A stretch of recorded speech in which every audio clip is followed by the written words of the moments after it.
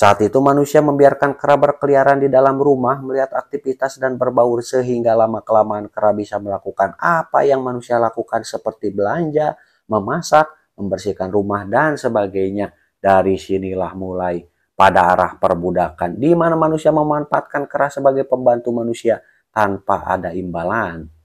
Seiring berjalannya waktu, tren menjadikan kera sebagai pembantu sudah menjamur di kalangan manusia. Namun sayangnya kera sudah berevolusi menjadi lebih cerdas sampai pada suatu ketika seekor kera bernama Aldo bisa menolak perintah manusia dengan berkata tidak. He said no. Haslin kembali bertanya terkait pernyataan Jira di konferensi pers yang sempat mengatakan sudah membedah manusia. Dia menanyakan kenapa Jira tidak melanjutkan perkataannya waktu itu dan malah mengalihkan pembicaraan. Complete the word, monkey. I have told you. Complete the word. Dissect. Karena Jira dan Cornelius tidak mau menjawab, akhirnya Haslin pun memanggil Louis untuk menyuntikkan obat penenang pada Jira yang efeknya tidak jauh berbeda dengan minum kawa-kawa. Sehingga setelah disuntik, Jira pun mengungkapkan semua rahasia yang dia ketahui secara jujur terkait aktivitas di tempat asalnya, yang menjadikan manusia sebagai peliharaan, target latihan militer para gorila, dan juga sebagai objek penelitian dan anatomi. Oh, no. We love Taylor. Cornelius. Semua yang Jira sampaikan dalam keadaan tidak sadar itu direkam kemudian diputar di persidangan, sehingga ketua dewan memutuskan akan membiarkan Jira bersama Cornelius tetap hidup, namun tidak akan membiarkan bayi dalam kandungannya lahir ke dunia, alias harus digugurkan, guna mencegah spesies kera cerdas berkembang biak.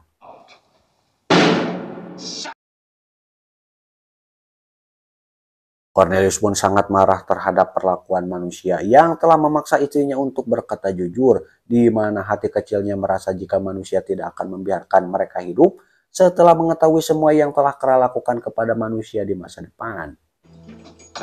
Sir? Kemarahan tersebut Cornelius lampiaskan pada seorang perawat yang membawakan mereka sarapan dengan menghajarnya sampai maut.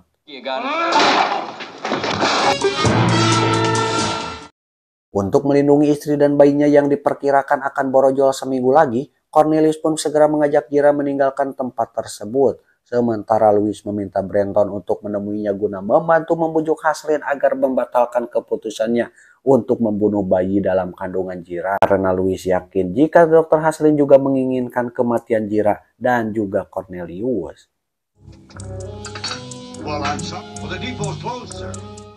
Setelah bersusah payah dan susulumputan, akhirnya Cornelius bisa keluar dari area camp 7.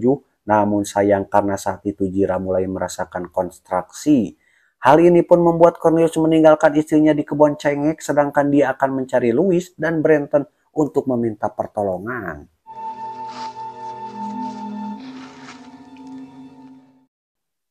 Louis sendiri baru tiba bersama Haslin di camp 7 yang langsung lari karena adanya kabar kaburnya Cornelius bersama Jira setelah membunuh perawatnya. Haslin pun meminta izin presiden untuk membunuh Jira dan Cornelius, namun tidak diizinkan karena presiden hanya menyuruhnya untuk menangkap mereka hidup-hidup. Dan malam itu juga pasukan khusus dikerahkan untuk menangkap Jira dan Cornelius. Boss, miss. Oh, it's you, Dr. Brenton. Cornelius sendiri sangat kaget mendengar petugas mengabarkan pada Brenton yang baru tiba bahwa Cornelius kabur setelah membunuh manusia. Namun karena sudah percaya pada Brenton, akhirnya Cornelius pun mencegatnya dan mengatakan semua yang telah terjadi termasuk kondisi istrinya yang kini karasa beteng dan sudah masuk pembukaan 2. Get down, I have a better idea.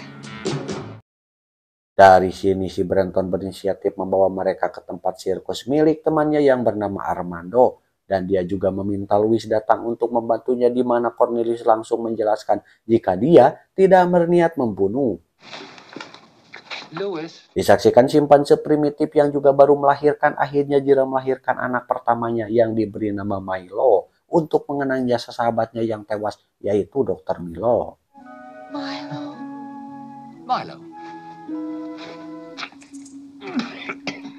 Singkat cerita, bumi pun sudah caang, di mana saat ini Louis berbohong dengan mengatakan pada Haslin bahwa Jira diperkirakan akan melahirkan bayinya sekitar 10 hari ke depan. Dari sini si Haslin berpikir jika kedua simpanse itu tidak akan pergi jauh dan pasti akan menemui kawanan kera lainnya, sehingga dia pun menugaskan tentara jika perlu koordinasi dengan polisi setempat untuk menggeledah kebun binatang dan tempat sirkus yang terdekat. Yes, sir. Kabar akan dilakukannya penggeledahan kebun binatang dan tempat sirkus membuat Armando panik. Dia pun meminta agar Cornelius bersama Jira segera pergi sejauh mungkin sebelum petugas menemukan mereka. Thank you. Sebelum pergi, Jira meminta izin pada Armando untuk masuk ke kandang simpanse yang baru melahirkan itu. Tentu saja si Armando bingung karena simpanse miliknya tidak akan bisa diajak bicara. Namun Jira pun tahu karena dia hanya mau berpamitan antara sesama simpanse yang baru melahirkan. Singkat cerita, mereka pun tiba di perbatasan kota di mana Louis dan Brenton hanya bisa mengantar sampai tempat tersebut karena akses jalan lainnya sudah diblokir oleh petugas. Louis pun menyarankan agar mereka bersembunyi di sebuah pelabuhan dekat kilang minyak terbengkalai setidaknya 1 minggu sampai kasus mereka mereda. Dan jika sudah mereda, maka Louis dan Brenton akan segera menjemput mereka kembali untuk diselundupkan ke Florida supaya bisa hidup damai bersama kawanan simpanse lainnya. If they find us, we shall be killed. Ultimately. Mengetahui dirinya akan dibunuh, Cornelius pun memohon agar Louis memberinya sebuah pistol untuk melindungi diri atau untuk bunuh diri jika dia terpojok. Dan sebelum pergi, si Jira meminta izin pada Louis untuk mencium bibirnya yang membuat Cornelius panas. Dia pun tidak mau kalah dengan meminta izin untuk mencium bibir Brenton. Ajik.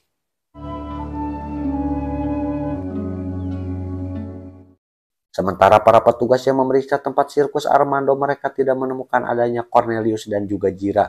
Dan kabar ini membuat Dr. Haslin frustasi karena semua tempat yang dia curigai tidak ditemukan 2 kera onot. Ini artinya peradaban manusia di masa depan benar-benar akan punah sesuai yang Jira ceritakan. How much time has the world got? Kembali pada Cornelius bersama Jira, di mana dalam perjalanannya si Jira mencoba menimang Milo yang rewel sehingga dia lupa dengan meninggalkan buntelan yang dibawanya tinggalin di jalan. Tentu saja ini masalah serius karena seorang pekerja menemukan buntelan milik Jira yang langsung dilaporkan pada polisi dan juga Haslin. Karena area ini kini cukup luas, kepolisian pun berinisiatif memanggil bantuan udara untuk mengawasi area tersebut. Kabar ditemukannya tas milik Jira membuat Dr. Brenton panik dan segera pergi bersama Louis ke tempat persembunyian Cornelius. Namun sayang, ternyata Dr. Haslin yang tidak sabar menunggu kedatangan petugas udara, ditambah lagi petugas yang tidak akan membunuh Jira dan Cornelius. Dia pun mendahului masuk ke area kilang minyak dengan mengamati pelabuhan menggunakan sebuah teropong.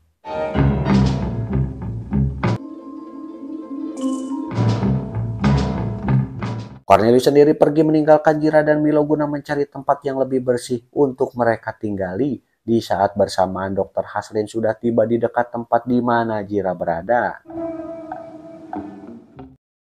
Dengan bermodalkan sepucuk pistol, Haslin pun mulai masuk ke area pelabuhan, sedangkan Cornelius saat itu sudah jauh dari Jira yang saat ini membaringkan tubuhnya untuk bobo cantik. Dan ketika baru saja ngelenyap, tiba-tiba Cornelius? menyadari kehadiran seseorang yang bukan Cornelius, Jira pun segera mengaku Milo dan pergi meninggalkan tempat tersebut. Namun dia ditemukan oleh Haslin yang mengeluarkan pistol sambil meminta Jira untuk menyerahkan bayinya. I see you've had your baby, Zira. Jira berlari menjauh dan waktu bersamaan terlihat helikopter petugas sudah hampir tiba di area tersebut. Tentu saja hal ini membuat Cornelius panik, begitupun Dr. Haslin yang segera bersembunyi supaya niatnya membunuh kera onot tidak gagal. Tidak berselang lama para polisi dan tentara pun sudah berdatangan dan langsung mengepung area tersebut. Saat itu Jira melihat mobil Brenton di mana dia langsung lari untuk meminta perlindungan Brenton dan Louis, namun Haslin menghentikannya dengan meminta Jira untuk menyerahkan bayinya. Jika tidak, maka akan didor. Jira pun tidak mempedulikan ucapan Haslin dan segera lari, namun sayang karena Haslin menembaknya sampai terjungkal. Kemudian dia pun menembak bayinya. You won't give it to me, I'll shoot. Cornelius yang posisinya berada di atas langsung menembak Catherine sampai tewas. Hal ini pun membuat salah satu petugas yang melihatnya spontan menembak Cornelius.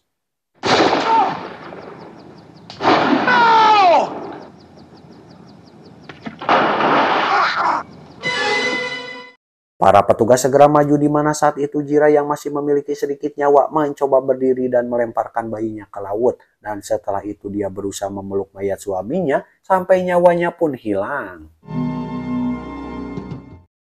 Di lain tempat terlihat Armando baru saja selesai melakukan pertunjukan sirkus. Dia pun memuji bayi simpanse yang cerdas, yang katanya sama cerdasnya dengan ayah dan juga ibunya. Ternyata sebelum Jira pergi meninggalkan sirkus, dia menukar bayinya dengan bayi simpanse yang ada di sirkus. Jadi, bayi simpanse ini adalah Milo, anak dari pasangan Jira dan Cornelius. Sedangkan yang dibunuh Haslin adalah simpanse sirkus bernama Heloise. Tamat. Mama. Bagaimana kisah Milo selanjutnya? Kenapa namanya Milo bukan Caesar? Sabar, nanti kita bahas di film berikutnya tentang petualangan Milo bersama Armando, di mana saat itu manusia memanfaatkan para kera untuk membantu pekerjaan manusia. Ini lebih mirip ke perbudakan karena kera dipekerjakan tanpa memikirkan upah bagi mereka. Melihat kera diperlakukan kasar oleh manusia membuat Milo yang merupakan kera cerdas mulai memberontak dan memimpin kera lainnya untuk menyerang manusia.